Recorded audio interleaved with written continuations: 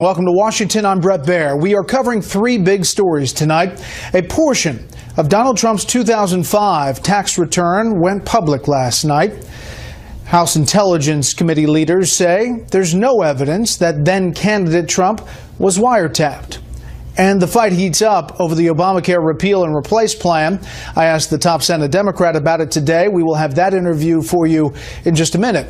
But first, we have Fox team coverage. Chief Congressional Correspondent Mike Emanuel has a look at the tough sell on the GOP's health bill. Chief Intelligence Correspondent Catherine Herridge is following the battle between the president and Congress over wiretapping. But we begin with Chief White House Correspondent John Roberts on how the trumped-up story of the president's tax return took an interesting turn. Good evening, John. A lot of interesting twists and turns tonight, Brett. First of all, a new Fox News poll finds the president's approval rating has slipped 5 points in the last month. It's down to 43% now from 48% back in February. But the president is getting some good news tonight from the curious leak of one of his tax returns. Even though the information appeared quite favorable to him, President Trump was today professing outrage over the leak of his 2005 tax return in an interview to air on Tucker Carlson tonight. I have no idea where they got it, but it's illegal, and you're not supposed to have it, and it's not supposed to be leaked. And it's certainly not an embarrassing tax return at all, but it's an illegal thing. They've been doing it. They've done it before. And I think it's a disgrace. The returns, confirmed as genuine by the White House, showed the president paid about $38 million in tax on $153 million in income. The president's effective tax rate was 25.3%, far more than the 18.7% President Obama paid in 2015 and the 13.5% that Bernie Sanders did in 2014. That prompted some snark today from Capitol Hill. Since Senator Sanders is such a good socialist, I think he'd want to pay his fair share. I'm expecting news any day that he's going to send a couple $100,000 into the IRS so he can pay his fair share. Democrats in Congress ignored the disparity, instead insisting that if the White House could confirm 1 year's tax return, it should release more. The source of the document became a hot topic of speculation today. The return was stamped client copy, which may have limited who had access to it. The White House also had its own copy on hand last night and had a statement ready before the return was shown on TV. But when television host Joe Scarborough suggested President Trump leaked his own tax return to distract attention from the healthcare fight in Russia, the president's attorney Michael Cohen viciously spat back on Twitter. As president's personal attorney, I know who has his taxes. You better have proof to back up your claim, and big mouth. Now, we don't know why the president paid such a huge amount of alternative minimum tax in the year 2005, but one accounting expert told Fox News it is possible for a developer to pay an enormous amount of alternative minimum tax in 1 year because of what's called the percentage completion rule, and then in subsequent years get most, if not all of that back in the form of an AMT tax credit. Brett? John Roberts, live on the North Lawn. John, thank you. There is still no evidence that Trump Tower was wiretapped during the 2016 campaign. That is the word today from top lawmakers on the House Intelligence Committee. But as Chief Intelligence Correspondent Catherine Herridge reports, that's not the end of the investigation into Russia ties.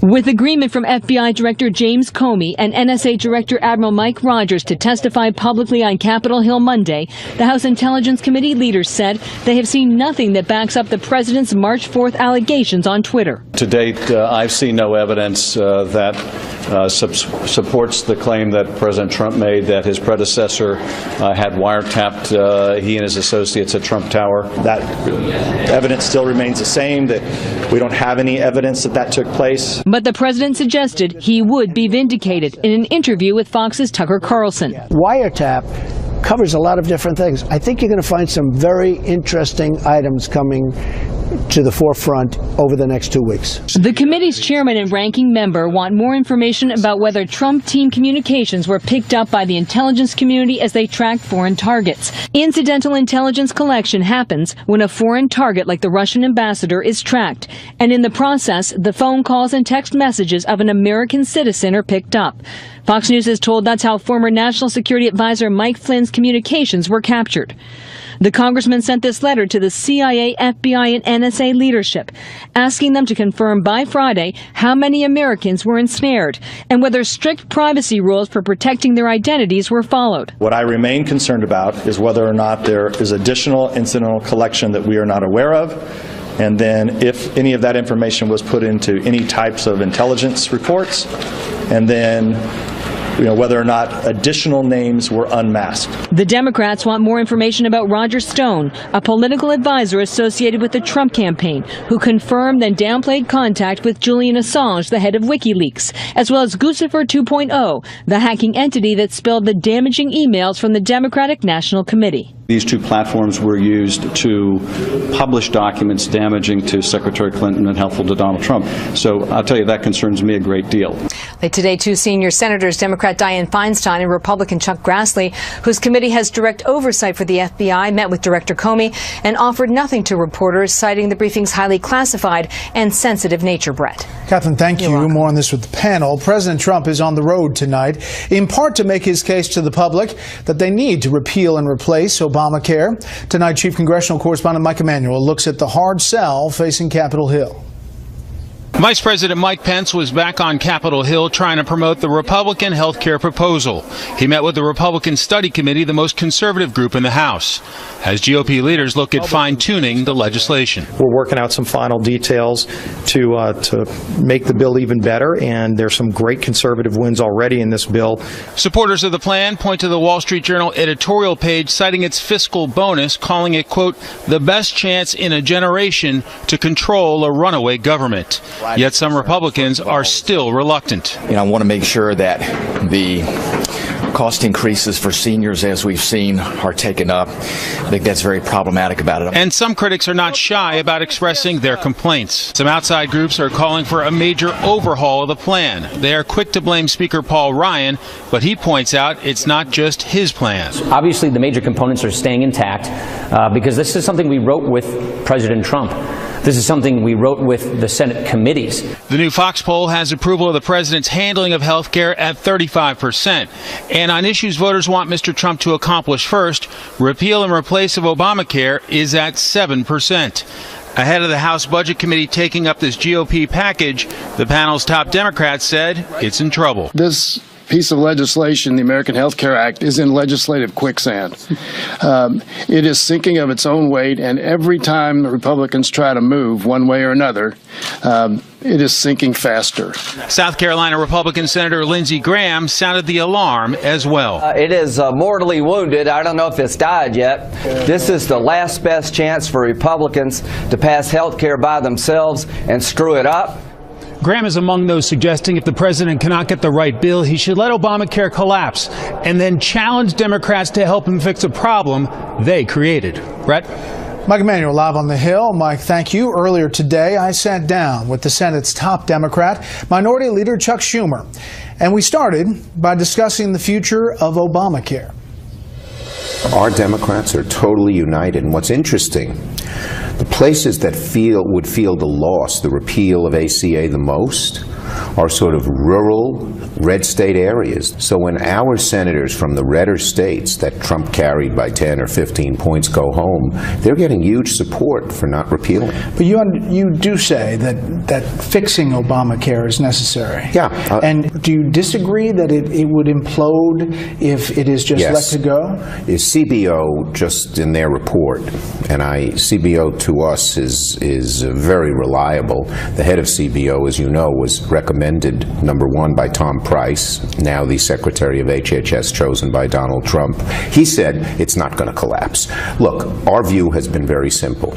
Once President Trump and Speaker Ryan, Leader McConnell say they're no longer going to repeal, of course we want to make ACA better and we'll work with them to improve it. But if you repeal it, you can't do it. You have nothing. And they're having a great deal of trouble, quote, replacing it. Right, but the markets for Obamacare show demand has leveled off. Prices for premiums and deductibles are skyrocketing for a lot of people. In some states, so some states go up, some states go down. Other than throwing money at the system, how specifically would Democrats fix that? Well, there are some ways, and there'd have to be compromises with the Republicans. We would give the state insurance commissioners more authority to limit the price increases. So why not put out your plan to say, here's an Because alternative? you can't do it if you're going to try to repeal it. Once you repeal it, what are we building on? You can't do it once you repeal it. Candidate Trump ran on it. You have 11 Senate Democrats up for re-election in 2018 from states where 82% or more of the counties were won by candidate Donald Trump. When they go home to those very counties, they are now hearing, don't repeal. Candidate Trump ran on repeal without showing what the replacement was. Here's what he said. It'll cost less and cover more people. That is clearly not the Ryan plan. And so, just to clarify, you say that if Obamacare is left as it is, you do not believe that it will implode and that prices will continue to skyrocket. I believe that's right. We would be certainly willing to work together to fix it.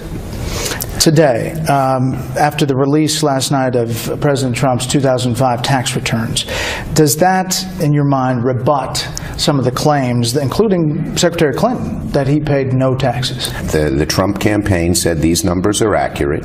It's 2 pages of 1 year. The real nub of this is what happened over 10 years. There might have been a year that he was good, but much more importantly, where's he getting all this money from? The key question here is, are there Russian sources? And might those have affected or will affect President Trump? Everyone knows, contrary to Republican beliefs, has been much softer on Putin than traditionally Republican candidates, presidents, senators have been. And the question is why?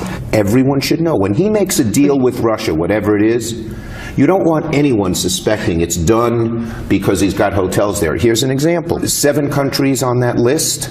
Saudi Arabia, which had more terrorists come into the U.S., including the ones, 15 of the 19, I think, who were involved in the World Trade Center. Saudi Arabia wasn't on the list. Now, there's speculation. I don't know if it's true or not. Well, he didn't put Saudi on the list because he had hotels there. What they say, clean. No, listen, Senator, they say that the visa checking in Saudi Arabia is adequate enough to deal with the visas that they have to bring in. And the 6 countries now then why do more terrorists come in from Saudi than from these countries? So are you saying that Saudi Arabia should be on the list? What I am saying is every country ought to be vetted. I think they did a poor job of it in general, okay? So we should tighten up everywhere. You use words when talking about the Trump administration and President Trump and Russia. Yes. You use words collusion and coordination, but what you really mean is conspiracy and aiding and abetting, both of which are crimes. So are you alleging President Trump or his campaign committed a crime? What I am saying is not that there was a conspiracy. There are enough questionable acts, we saw what happened with Flynn, to have a full and thorough and impartial investigation. Putin, in my opinion, is an evil man. He's a bully. And if there's a potential that there was collusion, people should know about it. I'm not saying there is. I'm saying there ought to be an investigation. The Justice Department should appoint a special prosecutor. The special prosecutor could look into things independently, and you could have the investigation go quietly and alongside. But you want to get something done. Absolutely. With this administration. Here's what I've said. I said 2 things to President Trump. First, I said, you ran as a populist against both the Democratic and Republican establishments, as a change agent. But you seem to be governing from the hard right. Most of the appointments are hard right. You voted against Elaine Chao. Okay, that's true. Why would you do that? Because I said, I am for a big infrastructure bill, but you have to do it with real spending, not tax breaks. And Elaine Chao did not commit to that. But you're talking, Senator, about policy. Yeah. And when you get to the infrastructure policy, you can argue all day about that. But when people are nominated to positions and all of your colleagues don't have any problem with Elaine Chao, why do you vote against her? I told you why. I know, because you're arguing policy. You've talked numerous times about this White House, saying, and many Democrats have, calling it chaos. I have. But by slow walking the confirmation for these cabinet officers, who you know could be approved at the end easily, isn't that dragging it out? And isn't that contributing to whatever chaos? These cabinet nominees, every cabinet nominee deserves a full vetting. That's our responsibility. Advise and consent. It doesn't mean rubber stamp. Mitch McConnell wanted them all approved on the first day. But there are 3. This cabinet is a little different than others. 1, Lots of them had huge financial entanglements. The president said he was going to clean the swamp. Well, the cabinet is filled with billionaires, Wall Street people. And third, so many of the cabinet people had different ideas than what the president campaigned on. What are their views? Don't you think you've hindered President Trump to get his whole cabinet operation? First of all, President Trump... In comparison to President Obama and how Senator McConnell and the Republicans dealt with that? President Obama was far better prepared. My point is, Elaine Chao didn't have Mattis, the problem. even though I didn't vote for her. Yes, you didn't, and we noted that. What do you think you can get done? What do you think you can negotiate with this president and get across the finish line? I'll give you one quick, easy example. He called for the elimination of the carried interest loophole, right, where these Wall Street guys pay less taxes than their secretaries, many of them. If he put that on the floor, we'd do it in a minute. Infrastructure I mentioned. If it's real money and can build real new roads, we'd work with the president on it. We would. And here's another one. Trade. My views on trade, I voted against NAFTA back in 1994, even though President Clinton asked me to vote for it, are closer to Trump's than they are to Obama's or Bush's. I'd be willing to work with them on trade, so would the majority of our caucus. They haven't sent us anything on infrastructure. We put out a plan. We've gotten nothing back. He started out on ACA. He knew that would create partisan divisions. If he goes to a huge tax break, 95% of which will go to wealthy people, almost all Democrats are going to oppose him. But there are other things we could work with him on. What about border funding? You voted for the border wall. Yeah. No, for I funding, didn't vote for the border wall. Border security. I voted for... And they're going to now come forward with security funding, and there's going to be a request, possibly tomorrow. Okay, let's see. A bipartisan bill got the support of a lot of Republicans, called the Schumer-McCain bill. We had much better protection on the wall, on the border, than a wall would be. They haven't submitted it yet. The major basis of it is a wall. But you're not, you're not ruling out funding expert, request on the border. No. If Donald Trump would look at the bill that Senator McCain and I passed, he might agree with 98% of it. He should look at it. Let me ask you about your party. Senator Bernie Sanders in New York Times Magazine on the future of the Democratic Party was asked what the party currently stands for.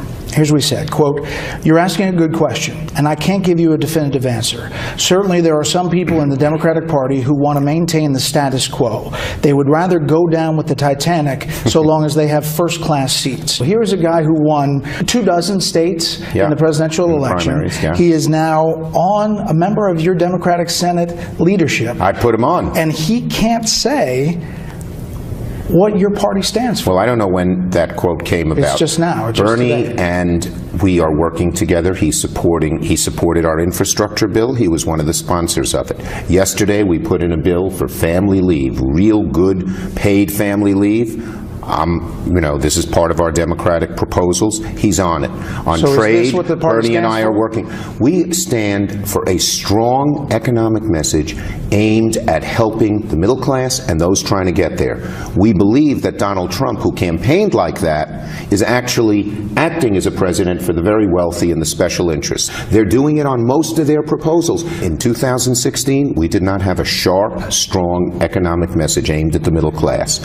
We will now. There is a question inside your caucus about which way it goes. You bet. Does it go towards a good question. Bernie Sanders and Elizabeth Warren? Does it go more centrist? It seems like it's going that way. We will, on economic issues, a strong, bold economic plan. We will have Bernie Sanders on board. We will be united on a strong economic message. That is the #1 reason we lost in 2016. We didn't have it. I blame myself and everybody else. Does Neil Gorsuch get in? You know, I have some real doubts about Gorsuch. Again, I think he has been a judge who favored the wealthy economic interests over the middle class. Are you still going to push to stop Neil Gorsuch? Not a single Democrat has come out for him. Most have not come out against him. I think people are waiting for the hearing. And so are you worried that the nuclear option is going to be used? I hope not. You know, listen, we did not adopt the nuclear op. Harry Reid, when he changed the rules, did not do the Supreme Court at my suggestion. I said it's such an important position. I said cabinet too, but he didn't listen to me on that. But it's such an important position that you should get 60 votes whether a Democrat or Republican is in. You've known Donald Trump for a long time. Not well, but I've known him. Yeah, you even recalled how he helped Democrats. So despite the politics and the political evolution, Do you observe any differences between the man you knew and the man who is now president that you interact with today? Yeah, I will tell you this. A lot of his personality traits are the same, whether you like him or not. But as a president and president-elect, he's moved much further to the right than how he campaigned. Can you negotiate with him? Certainly, if he recognizes that our values are here, and negotiating doesn't mean we're going to do the switch that he did and move all the way over there. Senator Schumer, we appreciate the time. Thank you. Great to be with you, Brett. We asked folks in our Fox News poll their opinion of the Senate Minority Leader. The surprising number in these results, take a look at Democrats. 31% of Democrats say they've never heard of Senator Schumer. We'll have more of those exchanges with the panel. Next, the feds blame Russian spies in a hack attack that compromised hundreds of millions of Yahoo email accounts.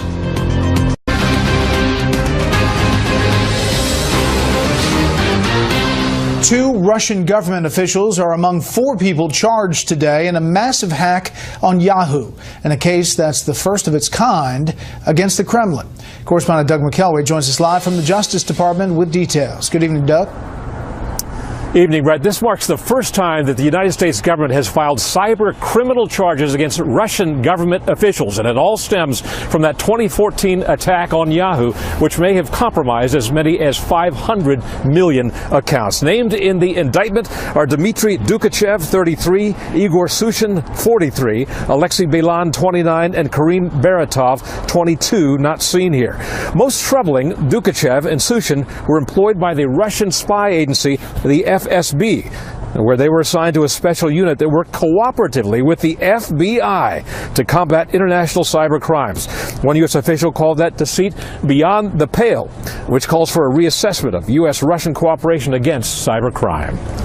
It's something we're going to continue to work at, and I think this case is going to be a great test of that. And U.S. authorities are confident that the Russian government under Putin fully backed this scheme. We have reason to believe, based on our evidence, they were acting in their capacity as FSB officials.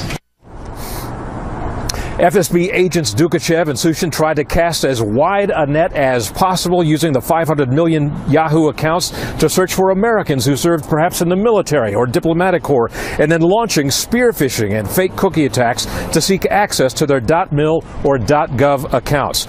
Meanwhile, the alleged hacker Bailan apparently just wanted money. One scheme of his, he would direct Yahoo search results for erectile dysfunction drugs to his phony site, earning cash with each click. And lastly, Brett, the suspect Baratov, who resides in Canada, was arrested yesterday by Canadian authorities and will likely be extradited. As for the 3 other Russian nationals, their criminal fate remains somewhat in doubt right now because the U.S. does not have an extradition treaty with Russia.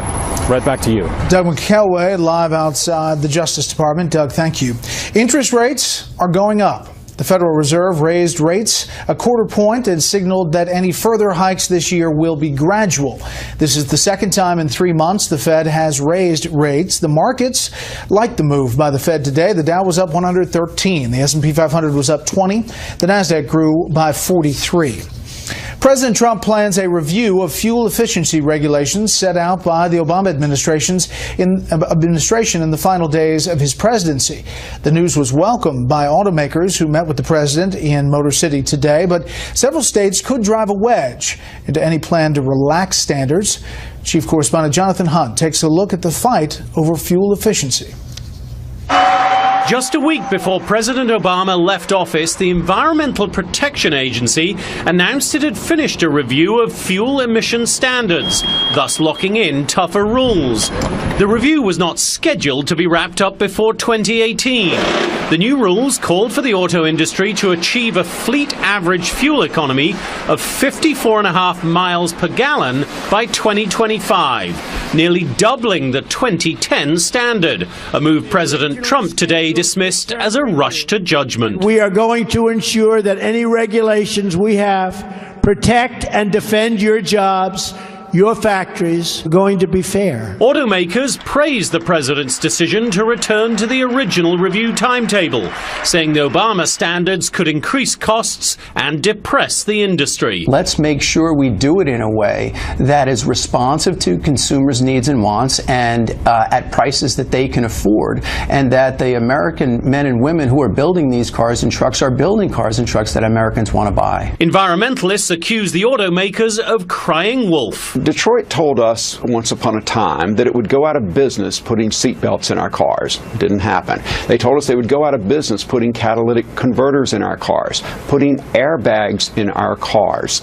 None of that happened. And environmentalists fear that alongside relaxing emission standards, the Trump administration might also move to strike down the waiver California was granted under the 1963 Clean Air Act to set its own rules for car makers. 12 other states have followed California's lead in setting separate standards, so a court battle seems inevitable if the president does revoke the waiver, with California already bringing on board former Attorney General Eric Holder to lead that fight. Brett? Jonathan, thank you. I have no idea where they got it, but it's illegal, and you're not supposed to have it, and it's not supposed to be leaked. And it's certainly not an embarrassing tax return at all, but it's an illegal thing. They've been doing it. They've done it before. And I think it's a disgrace. After the release last night of President Trump's 2005 tax returns, does that, in your mind, rebut some of the claims, including Secretary Clinton, that he paid no taxes? The Trump campaign said these numbers are accurate. It's 2 pages of 1 year. The real nub of this is what happened over 10 years. There might have been a year that he was good, but much more importantly, where's he getting all this money from? The key question here is, are there Russian sources? He's president. To me, it is selfish not to make public all your tax returns. Every other president, Democrat and Republican, has done. Well, President Trump and the minority leader in the Senate talking about the release of these 2005 tax returns. A tweet this morning from the president: does anybody really believe that a reporter who nobody ever heard of went to his mailbox and found my tax returns? NBC News. Fake news. The tax rate comparisons, put this up earlier in the day, but the average income average there. Let's bring in our panel. Steve Hayes, editor-in-chief of the Weekly Standard. Mara Liasson, national political correspondent of National Public Radio. Michael Needham is chief executive officer at Heritage Action for America, and syndicated columnist Charles Krauthammer. Mara, what about this? Well, this was a leak that was pretty good for Donald Trump. There was nothing in these tax returns that suggested he was a tax cheat or avoided taxes. He might have taken a big write-off. So I don't think this was a bad thing for him. And as you just showed, he paid a pretty healthy percentage of taxes compared to other people. Where David K. Johnston, who happened to have won a Pulitzer Prize for covering this kind of stuff, got it, we don't know. But I don't think that Donald Trump was that upset about this leak compared to other ones. Steve? No, I agree. And the answer, I mean, the question you asked Chuck Schumer, does this contradict the claims from Hillary Clinton? The answer to that is short. Sure. And it's no, of course it does. But he has to make up, all sorts of additional charges. I mean, it is ironic so much time. There's only so much time for an interview. No, I mean, he answered, you asked the question. I know, but he could have given the answer. All these of course people are it tweeting, contradicts. like, why didn't you get this? No, of course. No, it was the right question to ask. He just didn't answer it honestly. And then he went on to speculate. I mean, this was so ironic to me. This guy who spends a lot of his time criticizing Donald Trump for making things up or speculating irresponsibly, and a lot of that criticism I think is valid. Here you have Chuck Schumer saying, well, in the tax returns it could indicate that he has money from the Russians, maybe from Saudi Arabia, maybe that's why he didn't include them on the list. This is just rank speculation of the kind that we got used to from Harry Reid. It's irresponsible. He shouldn't be engaging in it. If you want to make an argument that Donald Trump should release his tax returns, I would agree with that argument. I think he ought to, but don't go on and do the kind of thing that you spend much of your day criticizing Donald Trump for doing. To that point, I thought that exchange about Saudi Arabia was very strange. I mean, Michael, the travel ban, he brings up Saudi Arabia, and maybe he chose not to put Saudi Arabia on the list because he has hotels there. Well, yeah, I mean, it's just baseless speculation. It was based on legislation that passed that Barack Obama signed, how those countries were chosen. But this whole story is also part of the reason the American people are so sick of Washington, D.C. and the way it's covered. I mean, look, we had an election. Hillary Clinton tried to make a big deal out of this, and the American people decided that they didn't care. And now this morning, ABC News spends 10 minutes on their morning show going through the big story of what was in Donald Trump's tax return when there's really no news. There's some good news for Donald Trump. It's not huge good news. It's not big bad news. Let's talk about the real issues. Charles? Well, it's good news because it's the first time the issue has come up. We've gotten a look at a real return, and it was not only a clean one, but a favorable one. In fact, I mean, it would feed speculation that perhaps it originated with Trump. I have no idea. But if it did, it would be a good idea on their part to have done it. Look, I think the Schumer response was an example of the sort of innuendo festival that we are now experiencing. The Saudi stuff was simply outrageous, and he kept it off the list because he has hotels there. Come on, everybody knows who was on the list and why. And it's just a way to throw the kitchen sink at Trump. Look, there's a lot of stuff on Trump, but this is not part of it. And the more you try to desperately throw everything at him, the more you discredit stuff that can actually be a valid criticism. Okay, let's turn to the wiretapping claims. This is the House Intelligence Committee Chairman and Ranking Member, and also Senator Graham and the President. President Obama doesn't do wiretapping, just like President Trump can't do wiretapping. So the whole premise of the statement was wrong. You can't level an accusation of that type without either retracting it or explaining just why it was done. Now I want to know, was there any surveillance at all, with a warrant or without a warrant?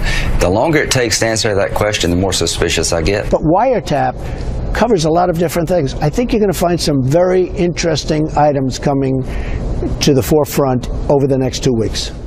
That is President Trump in the interview with Tucker Carlson that airs tonight.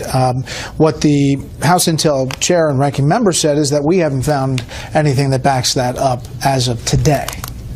Yep, as of today, and we'll be getting some more information as FBI Director Comey briefs various members of Congress. You know, Donald Trump said that President Obama wiretapped him. He didn't say that President Obama put on overalls and came with a little bag of tools. What he clearly was saying was that President Obama ordered him to be wiretapped either with or without a FISA warrant, and that's what we're going to find out about. Steve. Yeah, well, very clearly what President Trump accused President Obama of was incorrect, was false. And I think we knew that at the time. It was certainly clear, I think, to White House officials pretty early that President Trump was engaging in the kind of rank speculation that Chuck Schumer was engaging in your interview. Having said that, I think there's a lot more to learn about what the Obama administration was up to with respect to its targeting, if there was targeting, of the Trump administration, the Trump transition or the Trump campaign. Did the Obama administration ease rules that would have made it easier to disseminate incidental collection that could have led to the unmasking of somebody like Mike Flynn? There's New York Times reporting in the March 1st article that suggests that they might have done just that. There's more here, but it's important if you're the President of the United States and the leader of the free world to say things that are accurate. Yeah, and when I ask a question to the Speaker of the House about reports, and he gives an answer that is kind of strange, and we follow up on it, it's interesting to be mentioned as one of the places that he saw reports, some asking about reports. So, Michael, the bottom line is, where does this go? What doesn't get talked about is the possible investigations into Paul Manafort and the former campaign manager.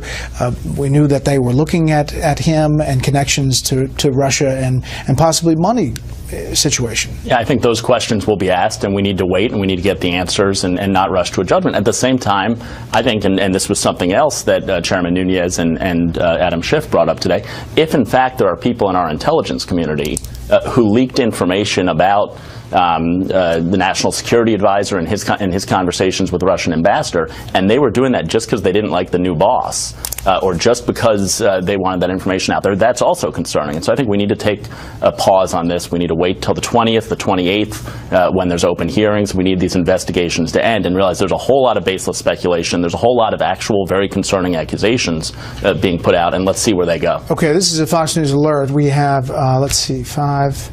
5 hours before the travel ban. The next one is to go into effect, and a federal judge in Hawaii has now ruled a temporary restraining order preventing this travel ban, the second one, the adjusted one, from going into effect, citing the merits of the Establishment Clause claim. The plaintiffs have met their burden, establishing a strong likelihood of success, saying that they are going to put this on pause. Remember, these are the 6 countries we talked about in that interview with the minority leader. He wanted 7, it seemed, Saudi Arabia, but there are 6. And a second bite at the apple here to try to redo it by the administration after challenges in courts the first time. Charles, what does this mean, and what do you think happens? This has become a sideshow. This is not going to affect anything. Had we had the first ban, it wouldn't have had any effect anyway. It's a temporary one. It suspends the immigration from these countries.